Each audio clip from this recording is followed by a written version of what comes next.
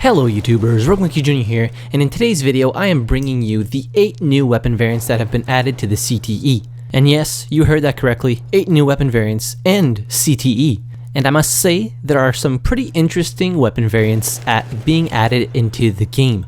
Hopefully they will make it to live. You never know, sometimes stuff happens and things don't make it to the live servers, but I'm sure that these probably will. So let's start right off. There are 4 available for the assault class. The first one being the Sjogren inertial slug variant, which offers basically a slug for the Sjogren inertial shotgun as well as a reticle. So you now have the option to use the Sjogren in close quarters with the regular shotgun version or in longer range combat with the slug. It offers obviously longer ranges and the better accuracy with that dot, cross, whatever kind of reticle you want. They're all available, and it's a very interesting variant seeing as the Sjogren is a semi-automatic shotgun and has a pretty high rate of fire. Next we have the Rolls Optical. Now the Rolls is probably one of the better SMGs for longer range combat, seeing as it has a pretty slow rate of fire, but it does pretty decent damage at range and it's easy to control the recoil. On top of that, you also have the bipod. Now for the optical variant, what it added, obviously there's an optic on the weapon, which makes it even more accurate at range, but the downside of this variant is that the spread recovers a little bit slower and there is more spread per shot, so you pretty much want to tap fire this weapon and use the bipod as much as possible. This gun with a bipod is an absolute laser beam and you can kill enemies from across the map. All in all, it's a pretty nice variant to have. The next one is the M1912 Machine Pistol Experimental. Now what this offers, if you remember correctly, the original version of the machine pistol had 1200 rounds per minute. Now the experimental version is back with that 1200 rounds per minute with a reticle on top of that, but the downside is that it is single shot or burst fire only, and there's a hell of a lot of recoil if you're trying to burst this really fast. Because I mean, the rate of fire is so damn fast that of course it has to have a high recoil pattern. And the downside to this one, as opposed to the Storm variant, is that it has less hip fire accuracy and a couple of other things. But it is nice to have that 1200 rate of fire back, and it's actually pretty decent. I more often than not use the machine pistol in single fire mode on the original Storm variant, so it gives you that option with a high rate of fire. The last one, which I dubbed the sniper of the assault class, is the M1917 carbine with a scope on it. It's called the Patrol variant. It has up to a 4x scope, and it's the first time that we see an assault weapon have a powered optic of this sort. Like all the other assault weapons, either have iron sights or a normal reticle. Now this one offers a 4x, and the trench carbine is already really accurate. The downside to this one is it doesn't have the accuracy of the trench variant. Of course, that is expected, seeing as you can use it for like medium to long range combat really effectively. The trench carbine has little to no recoil. It's very manageable, and you can absolutely demolish your enemies at range with this thing, and it is really fun to use. Now for the medic and support, there are no new weapon variants.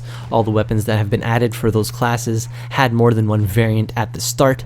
The other class that does have variants is the Scout class, 4 variants in total, starting off with the Type 38 Araksa Patrol, again offering a 4x medium-powered optic to this bolt-action rifle, which originally was only available in the infantry variant. Now with this variant, you have that 4x, so you have that option of going either iron sights or either with a medium-powered optic, which is a very nice variant to have. I really love using optics for bolt-action rifles, so when they do add the variants that have them, they are, to me, much more accurate than the iron sight variants and much easier to pinpoint your targets and track your enemies because you don't have these iron sights blocking a good part of your screen, which is great. Next, we have the Carcano M91 Patrol variant, offering once again a 4x and down medium-powered optic. So you're going to get that pinpoint accuracy with the Carcano while still having that highest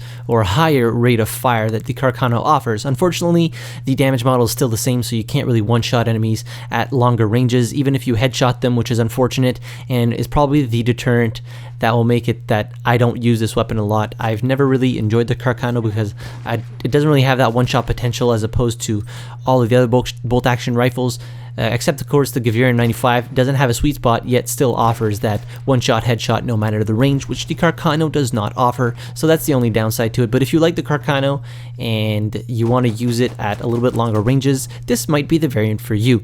The next one is the Ross Mk III Infantry. Now the Ross Mk III was introduced in the Apocalypse DLC, and what was special with this one is that it was a straight pull bolt.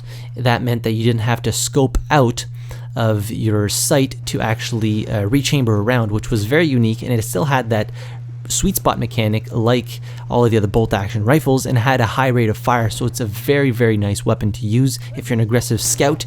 And now it is available in the infantry variant, which means that you have iron sights as opposed to having that 4x or whatever you choose that medium powered optic to be. You have the option to now use it with iron sights if you want to play really aggressive. Unfortunately, the iron sights aren't all that great on this weapon, kind of obstructive and block a good part of your screen. I'm probably still going to stick with the 4x because playing a scout, I really like having those optics, and it's a nice variant to have nonetheless. And now the last weapon that is available, the new variant that is available to the scout class, is one of the most unique ones, and one that we have never seen before. It is a suppressed M1917 Enfield. So this is only the second suppressed weapon that we have seen in Battlefield 1 since the launch of this game 18 months ago, or give or take 18 months ago. Now if you're saying, RMJ, what the hell, there's no other suppressed weapon? Yes, there is. There is the carbine that is available for the tanker class that does have a suppressor on it, but albeit nobody really uses that weapon, or you don't see it very much because tankers, they're in their tanks usually, they're not on the ground shooting people with their rifles or carbines or whatever it may be. But this one is actually available for the 4 base classes, well, one of the 4 base classes, so you now have the choice to use a bolt action rifle with a suppressor on it.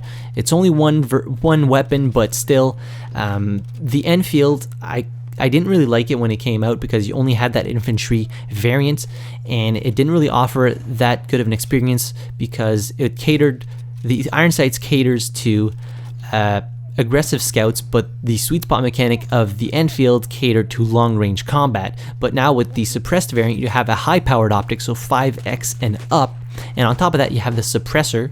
The only downsides to this weapon is you don't have a bipod on it, and you can't equip a bayonet. But I think that's a pretty good trade-off to have a suppressor because it really, really muffles the sound, and it's actually quite fun to use a suppressed weapon.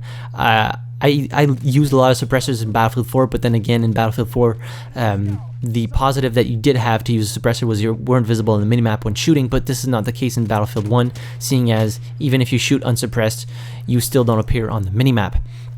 But yeah, these are the 8 variants that have been added into the CTE. I do believe that it was only last night, the CTE, and it was only for PC. Eventually it will come back for console. No news on when, and no news on when these weapons will be live and what kind of assignments will be required to unlock them, if any at all. So let me know in the comments down below what weapon variant you are most excited for. I know a lot of people are probably going to be really excited about the first suppressed weapon available to one of the base classes in the game. And while you're down there, be sure to hit the like button if you enjoyed the video, subscribe to the channel if you haven't already, and as always, thank you very much for watching. I really appreciate it, and I'll see you guys in the next video. Have a good one.